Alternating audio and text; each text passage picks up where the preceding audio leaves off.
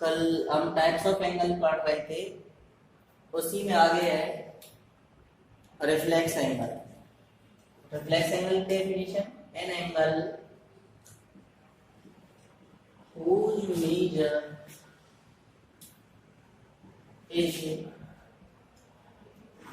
greater than 180 degree and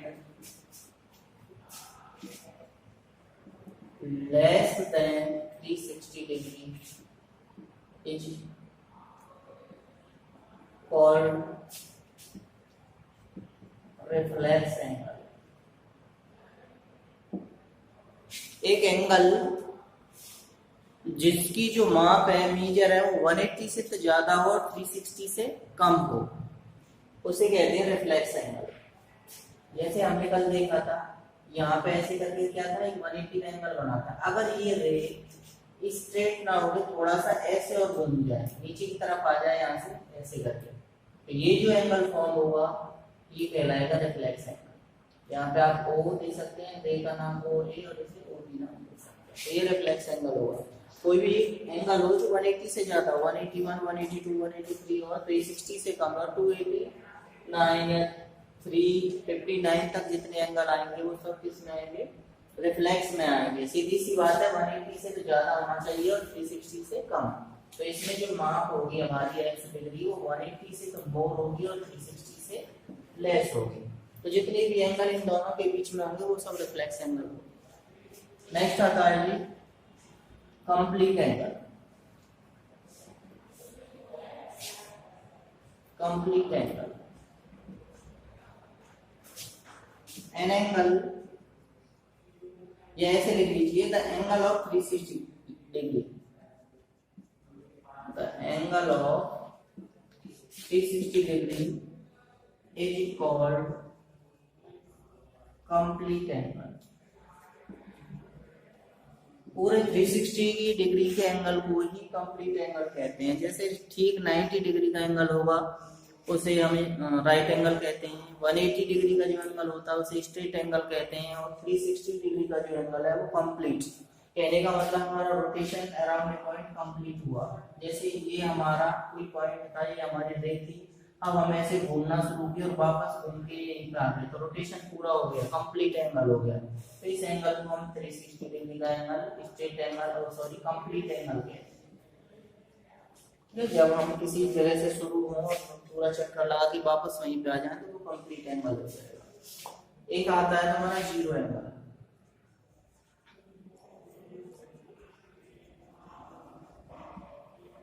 angle of an angle of 0 degree is called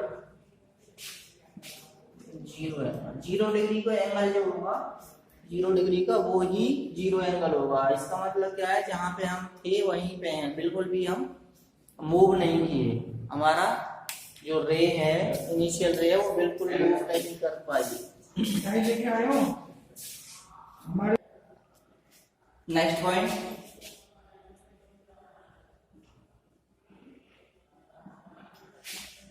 complementary angle. Complementary angle कौन से होते हैं? Two angles whose sum is 90 degree are called complementary angles.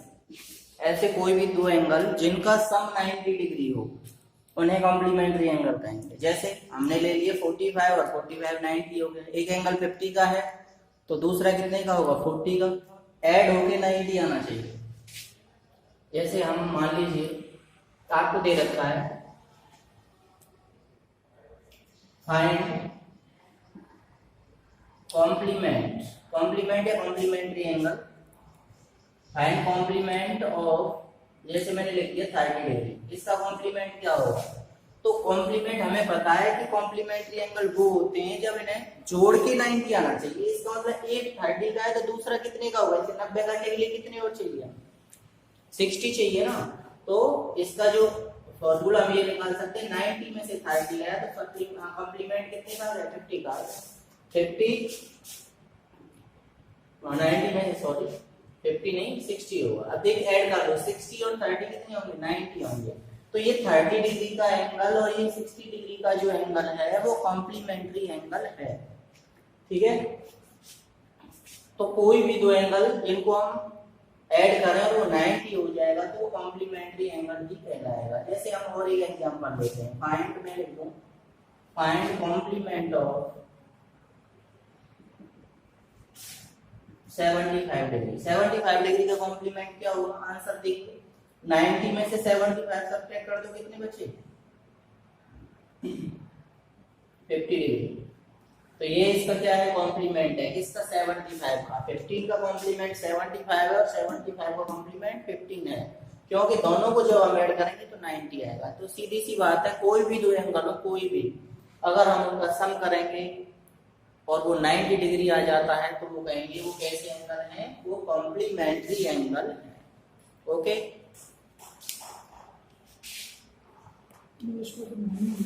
हाँ भाई supplementary angles क्या होते हैं, two angles whose sum is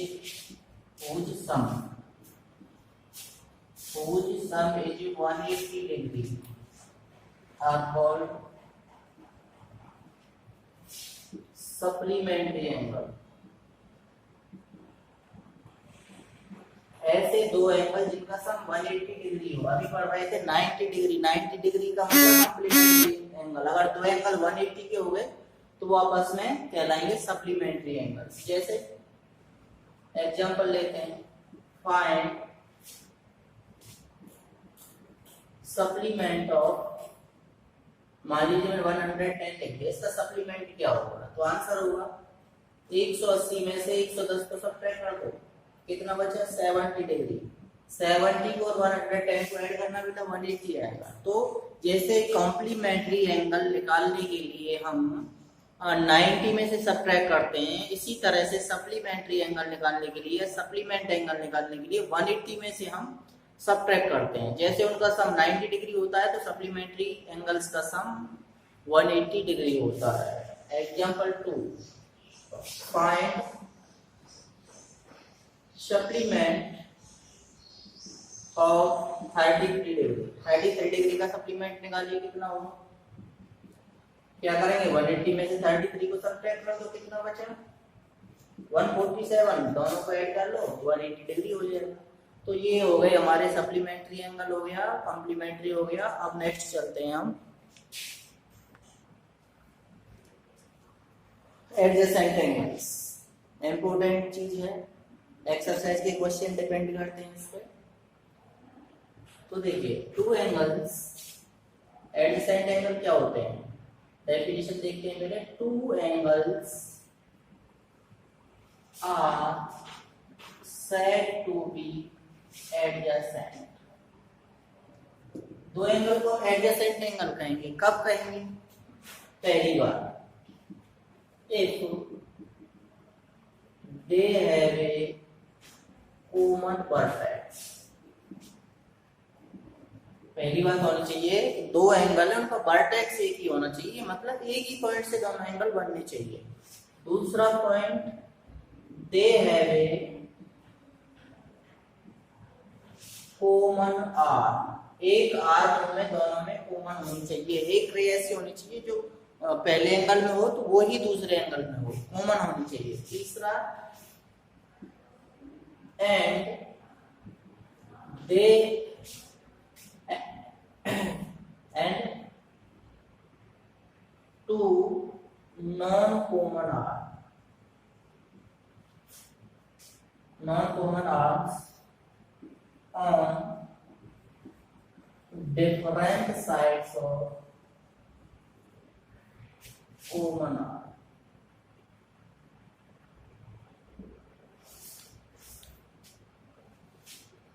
adjacent angle होने के लिए दो एंगल को हम एडजेसेंट एंगल कहेंगे। एडजेसेंट एंगल होने के लिए तीन बातों का होना जरूरी है। पहला है कि उनमें एक कॉमन वर्टेक्स होना चाहिए, दोनों एंगल में एक कॉमन आर्म होनी चाहिए और दो नॉन कॉमन आर्म होनी चाहिए। जो कॉमन ना हो कहाँ पे होनी चाहिए? On different sides of the common arm, on either side of the common arm. जो कॉमन आर्म होगी उसके दोनों साइड होने चाहिए। जैसे देखिए, मान लीजिए ये मेरा ये इनिशियल पॉइंट ओ ले लिया, ये ब्रेक ए हो गई, पहला एंगल बना यहाँ से ये ओ बी बन गया, एक एंगल बन गया ओ ए बी, और मान लीजिए दूसरा एंगल बन गया हमारा ए ओ सी, या सॉरी बी ओ सी। देखिए दो एंगल है, एक एंगल तो ये है और दूसरा एंगल ये है। अब अगर हम बात करें हम अपनी डेफिनेशन की तो समझेंगे, two angles are said to be adjacent. दो एंगल को हम एडजेसेंट कहेंगे, कब कहेंगे? मैंने कहा था they have a common vertex. Vertex का मतलब दोनों का कोना, शीर्ष एक ही है, एक ही पॉइंट से दोनों एंगल बन रहे हैं। देखो इसी पॉइंट से ये एंगल बना और इसी पॉइंट से ये एंगल बना, तो कॉमन वर्टेक्स तो हो गया। दूसरा एक कॉमन आर्म, दोनों एंगल में एक आर्म कॉमन होनी चाहिए। देखें तो ये वाली देखिए ओबी वाली आर्म, ओबी वाली दोनों में काम कर रही है, इस वाले एंगल में भी कर रही है और इस वाले में भी कर रही है। इसे पढ़ेंगे तो क्या आएगा? देखो इस वाले एंगल को पढ़ेंगे हम, क्या आएगा? ए ओ बी पढ़ लिया। इस वाले को पढ़ेंगे तो क्या आएगा? देखो सी ओ बी। भाई एंगल को जहां जो वर्टेक्स होता है उसे ऑलवेज बीच में पढ़ा जाता है, तो ओ को बीच में पढ़ा है, ए ओ बी या बी ओ ए पढ़ सकते हैं। दूसरा एक एंगल पढ़ लिया हमने, दूसरे को पढ़िए सी ओ बी। तो ये ओ बी जो ओ बी है ये दोनों एंगल में आ रहा है नहीं आ रहा? देखें चेक करो, सी ओ बी आ गया इस वाले एंगल में, ए ओ बी फिर ओ बी आ गया। इसका मतलब एक कॉमन वर्टेक्स तो ओ है और कॉमन आर्म कौन सी हो गई? O B. तो दूसरी बात भी हमारी सही है, ठीक है। तीसरा पॉइंट है and two non common arms on either side of the common arm. दो साइड और होनी चाहिए, दो आर्म और होनी चाहिए, जो एक कॉमन आर्म के इधर होगी और एक इधर होगी। है कि नहीं? देखो ओ ए ओ बी के इधर है, ओ ए ओ बी के इधर है और ओ सी ओ बी के इधर है, तो दोनों साइड आइदर साइड पे, डिफरेंट साइड पे, तो ये होता है। तो इसका मतलब A O B and angle C O B, angle A O B and angle C O B are क्या है? Adjacent angle, are adjacent angles. ये एडजेसेंट एंगल हो गए बेटा, क्योंकि they have a common vertex, they have a common arm and they have two non-common arms on either side of the common arm. ऐसे angles adjacent angles कहलाते हैं।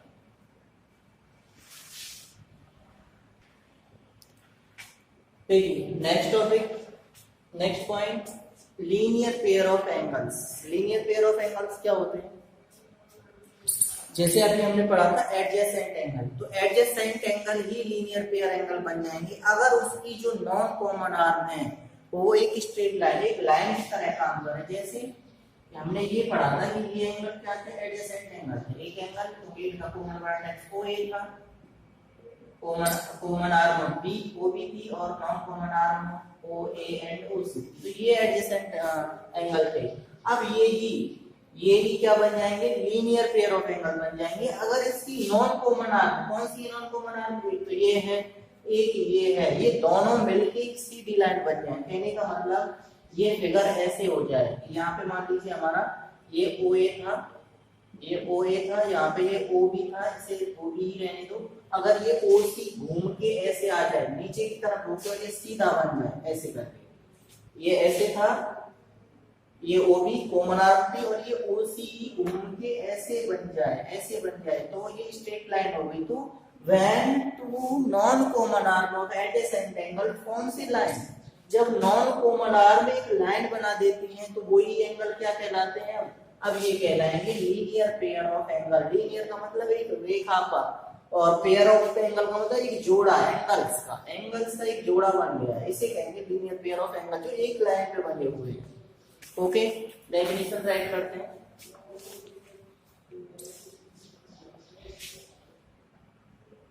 If two non-common arms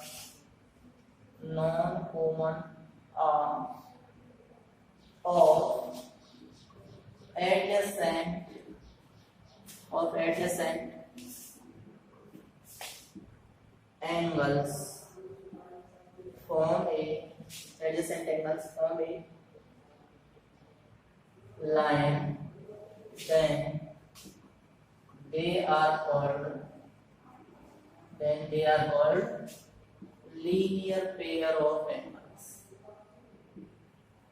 तो इन्हें linear pair of angles कहा जाता है। तो बात समझ में आ गई होगी। एडजेसेंट एंगल क्या थे? Two angles are said to be adjacent if they have a common vertex, a common arm and two non-common arm of either side of the common arm। इसी तरीके से इसी में से हमने क्या डिफाइन कर लिया है? Linear pair of angle. अगर दो non common arm adjacent angle की एक स्ट्रेट लाइन बनाते हैं तो जो एंगल फॉर्म होंगे उन्हीं को हम क्या कहते हैं? लीनियर पेयर ऑफ एंगल्स कहते हैं। Next point, vertically opposite angles. सब जानते हैं, पहले से पढ़े हुए हैं। तो vertically opposite angles are formed when two lines intersect each other। Two line intersect each other, दो लाइन से मान लीजिए हमने कह दिया ये एल लाइन है, ये एम लाइन है, एक दूसरे को कहाँ पे काट रहे हैं? ओ पे काट रहे हैं। तो ये जो एंगल होंगे ये वर्टिकल अपोजिट एंगल कहलाएंगे। ये इसके वर्टिकल अपोजिट है, ये इसके वर्टिकल अपोजिट है। आमने सामने के जो एंगल है वो वर्टिकल। अगर दो लाइन एक दूसरे को किसी पॉइंट पे इंटरसेक्ट कर रही है तो जो एंगल फॉर्म होंगे उन्हें वर्टिकल अपोजिट कहेंगे। जैसे मान लो मैंने नाम दे दिया एंगल 1 है, ये 2 है, ये 3 है, ये 4 है। तो एंगल 1 किसके वर्टिकल अपोजिट है? एंगल 3 के। और एंगल 2 किसके वर्टिकल अपोजिट है? एंगल 4। देख सकते हैं एंगल 1 एंड 3 और एंगल 2 एंड एंगल 4 आर